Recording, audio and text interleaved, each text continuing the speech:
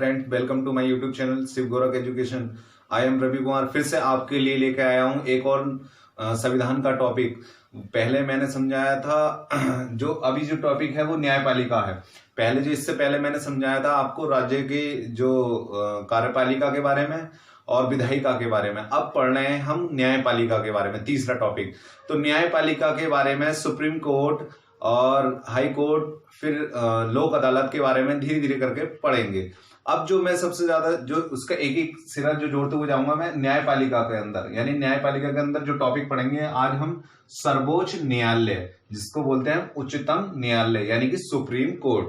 ठीक है, तो एक उसको जानने से पहले एक बात बता देता हूं आपको कि न्यायपालिका का काम क्या होता है। न्यायपालिका का काम होता है कानून की रक्षा करना।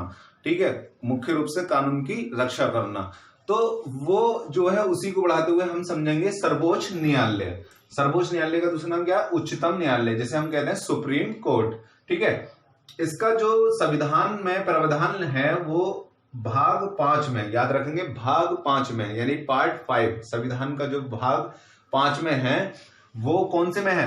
भाग 5 में अनुच्छेद 124 से लेके 147 तक इसमें प्रावधान लिखा हुआ है। किसके बारे में? सर्वोच्च न्यायालय के बारे में। ठीक है, कितने में? याद रखेंगे भाग 5 में अनुच्छेद 124 से 147 तक प्रावधान है, और जो सुप्रीम कोर्ट है हमारी वो अनुच्छेद 124 में लिखी हुई है।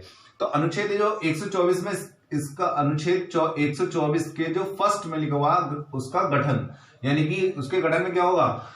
एक मुख्य न्यायाधीश होगा और 30 अन्य न्यायाधीश होंगे। याद रखेंगे, एक मुख्य न्यायाधीश होगा और 30 अन्य न्यायाधीश होंगे। किसमें लिखा हुआ? अनुच्छेद 124 में, यानी कि फर्स्ट के पार्ट में, यानी कि जो आर्टिकल है संविधान का उसमें 124 के फर्स्ट लाइन में। अब आता है स्थायी पीठ जो है, यानी कि जो इसका मुख्यालय है सर्वोच्च न्यायालय का, तो वो कहां पर है? वो है नई दिल्ली में। याद रखेंगे कहां पर है? नई दिल्ली में। अब जो पढ़ते हैं उसके बारे में नियुक्ति। देखिए, ये जो सर्वोच्च न्यायालय की जो नियुक्ति होती है वो कौन करता है? यानी कि राष्ट्रपति।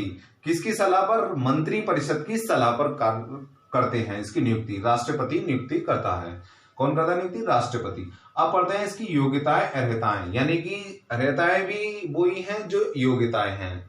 तो योग्यताएं क्या क्या होनी चाहिए? किसी उच्च न्यायालय में 5 वर्ष का क्या हो, इसमें न्यायाधीश हो और न्यायाधीश के पद पर रह चुका हो, और 10 वर्षों तक अधिवक्ता बनकर रहा हो, यानी कि 2 या 2 से जो भी कोर्ट है उनमें काम कर चुका हो। कितने साल तक? 10 साल तक।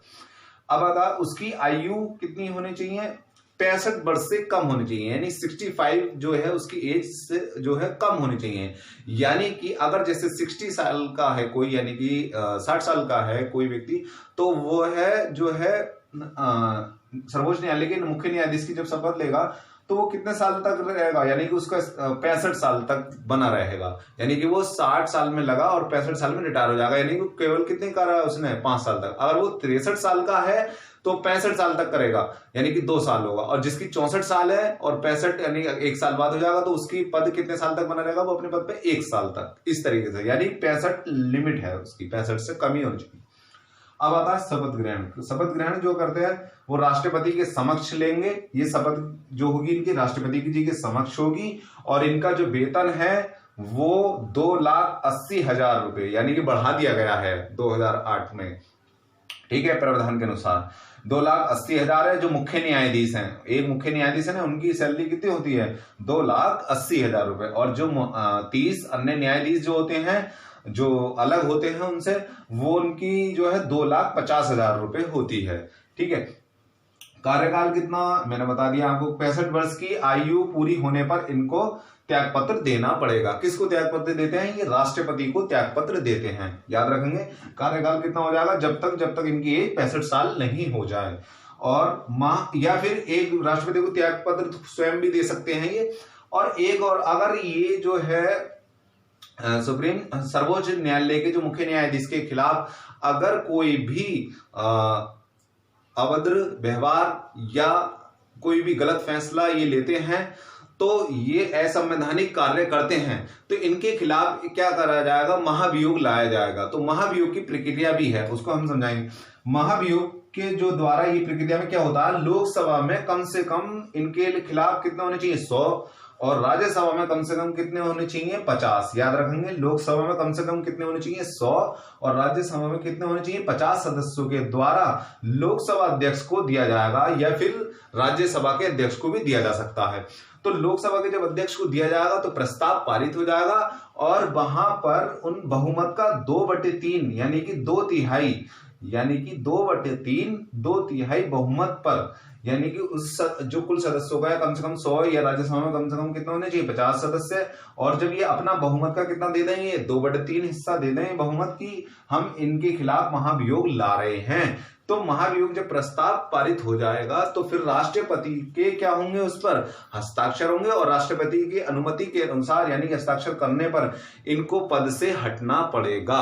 ये इसके अंदर है, ये सब प्रक्रिया किसमें है, महाभियोग में। यानी महाभियोग का मतलब ये सर्वोच्च न्यायालय के जो न्यायाधीश है उनको हटाने की प्रक्रिया। ठीक है, तो आप समझ गए होंगे कि महाभियोग क्या चीज है।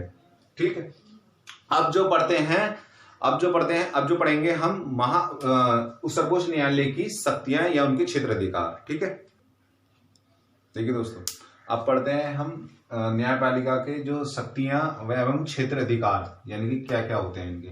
और एक चीज, उससे जाने से पहले एक चीज बता देता हूं कि जो सर्वोच्च न्यायालय के मुख्य न्यायाधीश सबसे पहले थे, वो सर्वप्रथम पूछा जाता है कि सर्वोच्च न्यायालय के सर्वप्रथम मुख्य न्यायाधीश कौन थे। तो याद रखेंगे, जो स्वतंत्र भारत के बाद में, यानी कि श्री H.J. कनिया जी हैं। और जो वर्तमान में है वो न्यायाधीश कौन है, न्यायमूर्ति श्री शरद अरविंद बोबडे जी हैं। याद रखेंगे, ये पूछ लेता है कि वर्तमान में और फर्स्ट। अब पढ़ते हैं शक्तियां। प्रारंभिक क्षेत्र अधिकार यानी कि पहले जो क्षेत्र अधिकार हैं, सबसे पहले क्या है इनका अधिकार में आता है प्रारंभिक क्षेत्र अधिकार में।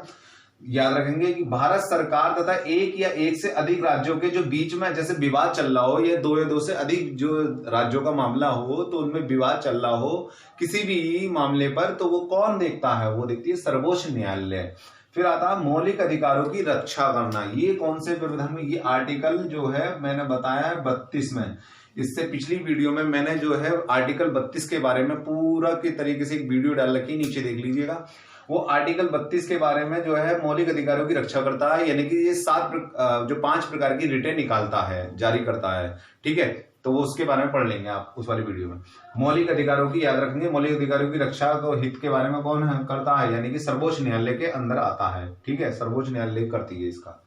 अब आता है अपीलीय क्षेत्र अधिकारी जो है 3 है इसकी अपीलें 3 प्रकार की हैं। देखें, संवैधानिक अपीलें, जो भी संवैधानिक मामला होगा, राज्य संवैधानिक मामला यानी देश से संबंधित, तो वो अपीलें कौन से अनुच्छेद में सुनेंगे, अनुच्छेद 132 में। याद रखेंगे, दीवानी मामलों में अपील अनुच्छेद 133 में, और जो फौजेदारी जो मामले में अपील है वो अनुच्छेद 134 में।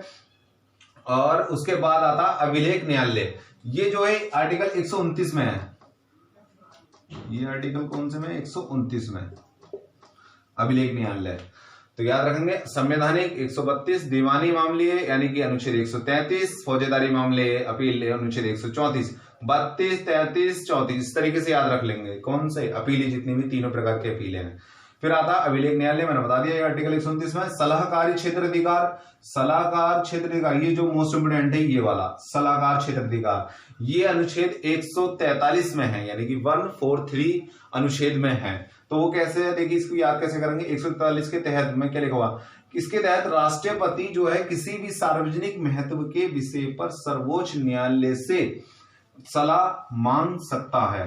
यानी कि क्या होगा, वो किसी भी सार्वजनिक महत्व पर अगर सलाह लेना चाहता है तो वो किससे ले सकता है, सुप्रीम कोर्ट के जो मुख्य न्यायाधीश हैं उस पीठ से ले सकता है। कौन, राष्ट्रपति। लेकिन जबकि सलाह मानने के लिए राष्ट्रपति या सलाह देने के लिए सर्वोच्च न्यायालय बाध्य नहीं है। यानी कि ऐसा नहीं है जबरदस्ती सलाह मांगी नहीं है राष्ट्रपति ने और आप सुप्रीम कोर्ट के जो जज हैं उसको सलाह दे रहे हैं राष्ट्रपति को, ऐसा नहीं है। अगर राष्ट्रपति खुद चाहेगा स्वयं रूप से तो वो कौन सा अनुच्छेद 143 के तहत वो राष्ट्रपति जो है जो सर्वोच्च न्यायालय यानी कि सुप्रीम कोर्ट के जज से सलाह ले सकता है। ठीक है, बात आपके समझ में आ गई होगी। अब ये रहा आपके क्या पढ़ा रहा था, सर्वोच्च न्यायालय उच्चतम न्यायालय। फ्रेंड्स, अब जो है न्यायपालिका के बारे में हम जानेंगे। न्यायपालिका के इससे पहले जो जाना था सुप्रीम कोर्ट के बारे में जाना था, अब जो जानेंगे हम जो है हाई कोर्ट के बारे में। ठीक है, हर एक राज्य की एक न्यायालय होती है जिसको हम कहते हैं उच्च न्यायालय और इंग्लिश में कहते हैं उसको हाई कोर्ट। ठीक है, तो हर एक राज्य में एक हाई कोर्ट होती है। तो हम जो है उच्च न्यायालय का प्रावधान कौन से अनुच्छेद में है, 214 में, यानी 214 में अनुच्छेद में इसका प्रावधान है। और उच्च न्यायालय में वर्तमान में कितनी संख्या है, 25, याद रखेंगे 25, जो अभी आंध्र प्रदेश की अमरावती ही हाल ही में बनी है, वो 25वीं न्यायालय। कुल संख्या अब कितनी हो गई है उच्च न्यायालयों की, यानी हाईकोर्टों की संख्या कितनी हो गई, 25 है हमारे भारत के अंदर। ठीक है, अब इसका गठन के बारे में पढ़ते हैं। एक मुख्य न्यायाधीश होगा व अन्य न्यायाधीश होंगे। ठीक है, अब जो बात आती है कि इसकी संख्या कितनी होती है, डिपेंड, तो ये जनसंख्या पर डिपेंड करता है। ठीक है, इसमें राष्ट्रपति उसकी जनसंख्या जो उस क्षेत्रफल के राज्य के क्षेत्रफल पर डिपेंड करते हैं कि कितने मुख्य न्यायाधीश, वो एक मुख्य न्यायाधीश तो होगा हर हाल में, लेकिन अन्य न्यायाधीश की संख्या कोई लिमिट नहीं है, ये उस पर डिपेंड करेगी जनसंख्या पर। ठीक है, तो एक मुख्य न्यायाधीश व अन्य न्यायाधीश यूपी में यानी उत्तर प्रदेश में जो हमारे राज्य में वो 161 है, एक मुख्य है, एक 160 व अन्य है, जिसमें मुख्य न्यायालय कहां पर है, इलाहाबाद में। याद रखेंगे हमारा जो उच्च न्यायालय है यानी हाईकोर्ट वो कहां पर है, इलाहाबाद, और जो उसकी खंडपीठ है वो कहां पर बताई जाती है, लखनऊ में। याद रखेंगे खंडपीठ कहां पर है, लखनऊ में। अब आता है नियुक्ति। नियुक्ति कौन कराएगा, राष्ट्रपति के द्वारा राज्यपाल की परामर्श से। याद रखेंगे नियुक्ति कौन करेगा, राष्ट्रपति करेगा, लेकिन राज्यपाल की परामर्श से करेगा। अब आता अनुच्छेद 216 में एक बात लिखी हुई है कि अनुच्छेद 216 में, जिसकी बात मैं कर रहा था जो संख्या की, कि अनुच्छेद 216 में, याद रखेंगे अनुच्छेद 216 में क्या है, संख्या के बारे में बात करी गई है कि राष्ट्रपति न्यायाधीशों की संख्या जनसंख्या के आधार पर तय करते हैं। वही बात आ गई, तो याद रखेंगे 216 में ये प्रावधान क्या है, 216 में अनुच्छेद। अब आते हैं योग्यता। योग्यता कम से कम 10 वर्ष तक के न्याय पद पर हो या फिर अधिवक्ता बनकर कम से कम 10 वर्ष तक उस वो न्यायालय में काम कर चुका हो। और योग्यता क्या होगी, 62 साल से, दूसरी योग्यता 62 साल से क्या हो, उसकी आयु कम होनी चाहिए, क्योंकि 62 साल में क्या हो जाएगा, वो कार्यकाल उसका खत्म हो जाएगा जब 62 साल का हो जाएगा। शपथ अनुच्छेद 219 में प्रावधान है। याद रखेंगे शपथ कौन से में, 219 में, और जो हमारी उच्च न्यायालय वो कौन से में, अनुच्छेद 214 में। तो 219 में ये लिखा हुआ राज्यपाल के समक्ष इसकी शपथ होगी। याद रखेंगे राज्यपाल के समक्ष इसकी शपथ होगी। और वेतन मुख्य न्यायाधीश का 2,50,000 होगा और अन्य न्यायाधीश का 2,25,000 रुपए होगा।